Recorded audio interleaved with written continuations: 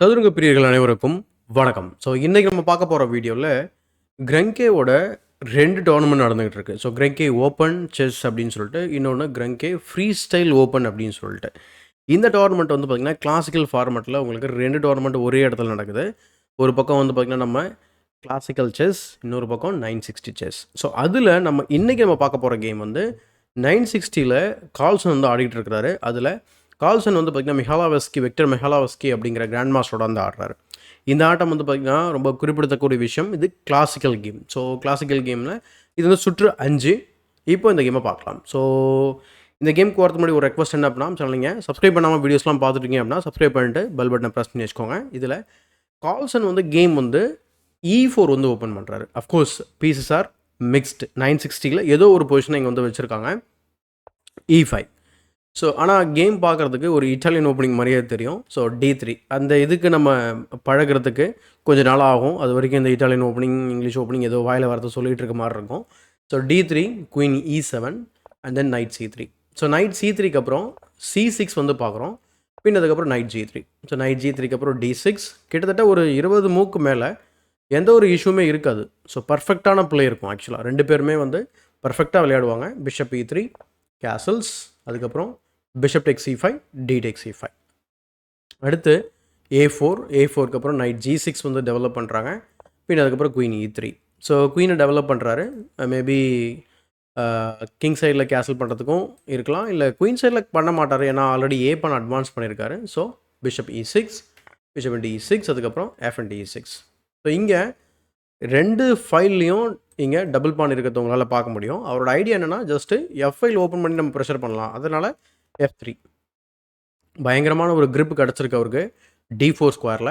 அந்த இடத்துல ஏதாவது ஒரு நைட்டை வைக்க முடியுமா அப்படின்னு சொல்லி நம்ம பார்க்கலாம்னு சொல்லி அவர் நைட்டை A6 வந்து கொண்டு வராரு. ஸோ A6ல் இருந்துட்டு D4 போகிறது ரொம்ப கடினமான ஒரு விஷயம் நினைக்கிறேன். பட் பார்க்கலாம் எப்படி போகுதுன்னு சொல்லி. Game knight F1 and then pawn to C4. இந்த பொசிஷனில் பான் C4 வந்து அவசியமானா கண்டிப்பாக அவசியமான ஒரு மூவ் தான். ஏன்னா 2 ரூக்கும் கனெக்ட் பண்ணியாச்சு, எல்லா பீஸும் டெவலப் பண்ணிட்டாரு. ஆனால் இன்னும் கார்ல்சன் வந்து கிங்கை சென்டரில் வச்சிருக்காரு. ஸோ டெஃபினட்டாக நமக்கு என்ன தோணும், ஸோ கிங்கை அட்டாக் பண்ண தோணும். ஸோ சென்டர் ஓப்பன் பண்ணணும் இல்லையா, அதுக்கு C4 விளையாடுறாரு. இதே நீங்கள் ஒரு மூவ் தள்ளி நீங்கள் பண்ணால் கூட அந்த மூவ் ஆட முடியாது. எக்ஸாம்பிளுக்கு நான் ரூக் ஆக்டிவேட் பண்ணி இங்கே எக்ஸ்ரே பண்ணுறேன்னு வச்சிங்கன்னா then knight to D2. There is no C4. So அதுக்கு தான் இந்த நைட் ரீமனரிங்க. ஸோ ஆனால் அவர் C4 கரெக்டான நேரத்தில் அட்வான்ஸ் பண்ணி பானை ஓப்பன் பண்ணுறாரு, அவர் பொசிஷனை ஓப்பன் பண்ணுறாரு. So D tech C4, rook A D8 செக்கு, பின் அதுக்கப்புறம் நைட் டு D2 வச்சு பிளாக் பண்ணுறாரு. பின் அதுக்கப்புறம் குயின் டு B4. இப்போ ஆக்சுவலாக டெம்ப்ரரியாக வந்து ஒயிட் வந்து ஒரு பான் அப்பில் இருக்கிறாங்க.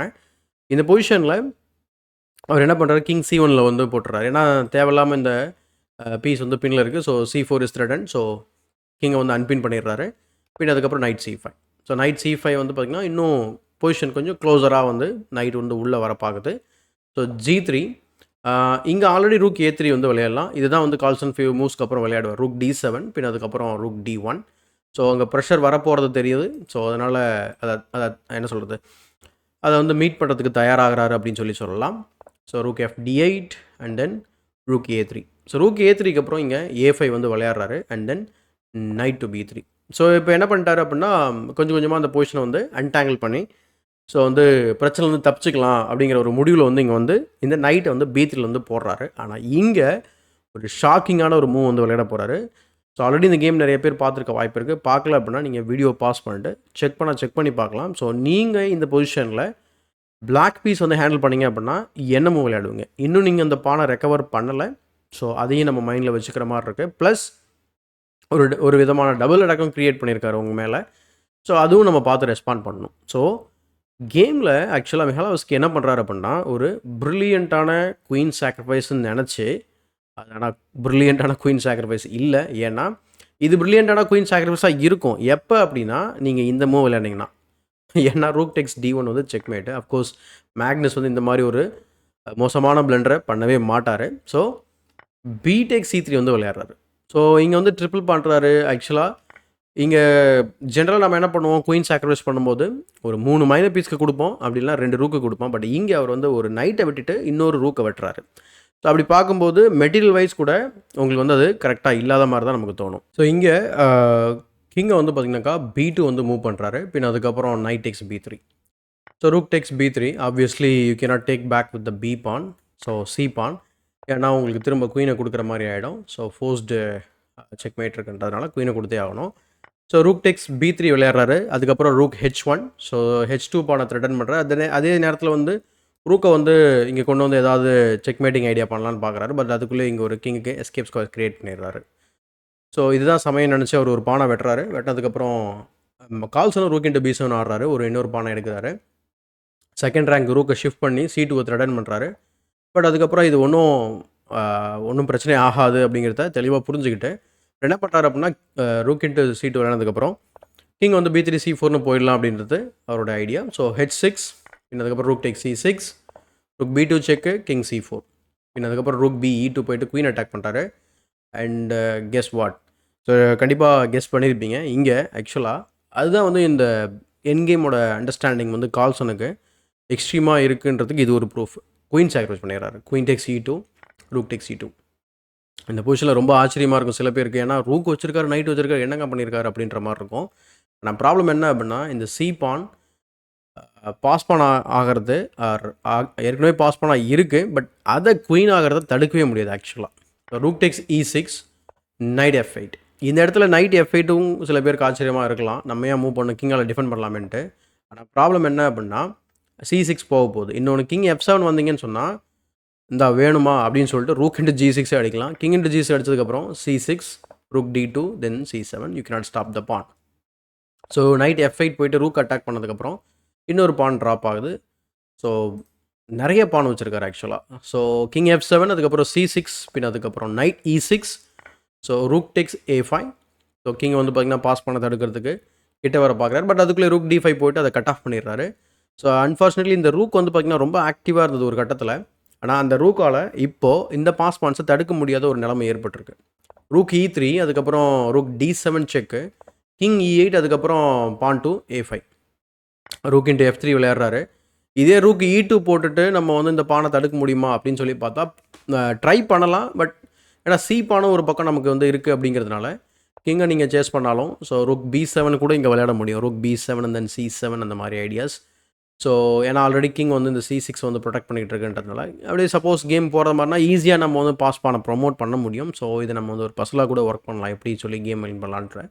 பட் இங்கே கேமில் வந்து அவர் ரூக் e2 ட்ரை பண்ணலை. So rook tax f3 விளையாடுறாரு. அதுக்கப்புறம் ஏ பான் ரோல் ஆகுது.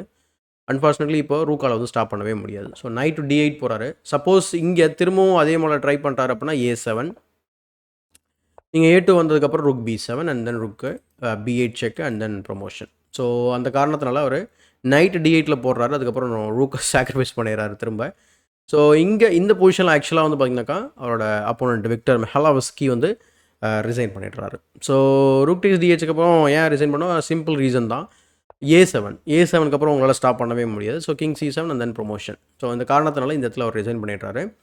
ஸோ இப்போ நம்ம குயிக்காக வந்து இந்த டோர்னமெண்ட்டோட ரிசல்ட்ஸை வந்து நம்ம வந்து பார்த்துடலாம்.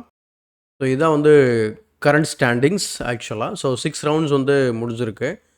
ஸோ இதில் சோல் லீடராக வந்து பார்த்திங்கன்னா மேக்னஸ் வந்து 6 out of 6 வந்து எடுத்து சோல் லீடராக வந்து போயிட்டுருக்காரு. அதுக்கப்புறம் பர்ஹம் மஹசூத்லோ 5.5.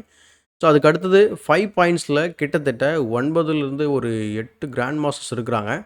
ஸோ ஜபாவா, பஹதூர் ஜபாவா, ஃபேபியானா கரவானா, ராஃப் மெஹமதாவ், அடுத்து மத்தாயாஸ் ப்ளூபாம், அடுத்து ஆண்ட்ரி எசபெங்கோ, அலெக்சி சரானா, பவுலிஸ் அப்படின்னு சொல்லி யாரோ ஒருத்தர் இருக்காரு. அடுத்த நேம் படிக்க முடியல. பிரணேஷ் அப்படின்னு நம்ம தமிழ்நாட்டை சேர்ந்த ஒரு கிராண்ட் மாஸ்டர் பிரணேஷ் வந்து அங்கே ஆடிட்டுருக்கார் போல். Very good. ஸோ 10th பிளேஸில் இருக்காங்க. ஸோ இதுக்கப்புறம் நிறைய கிராண்ட் மாஸ்டர்ஸ் இருக்காங்க. இன்னும் சூப்பர் கிராண்ட் மாஸ்டர்லாம் கூட கீழே தான் இருக்காங்க. பட் ரிமைனிங் வந்து பார்த்திங்கன்னா இன்னும் 3 சுற்றுகள் இருக்குது. என்ன நடக்குது அப்படிங்கிறத நம்ம பார்க்கலாம். ஸோ இது ஆக்சுவலாக ஒரே நாளில் 2 ரவுண்ட் நடக்குதுன்னு நான் நினைக்கிறேன். ஸோ யா, இந்த வீடியோ பிடிச்சா லைக் பண்ணுங்க. மறக்காமல் தமிழ் செஸ் சேனலை சப்ஸ்கிரைப் பண்ணி வச்சுக்கோங்க. இதே போல் ஒரு பயனுள்ள வீடியோவுடன் உங்களை சந்திக்கும் வரை உங்களிடம் இந்த விடைபெறுவது உங்கள் சதுரங்க சாணக்கியன்.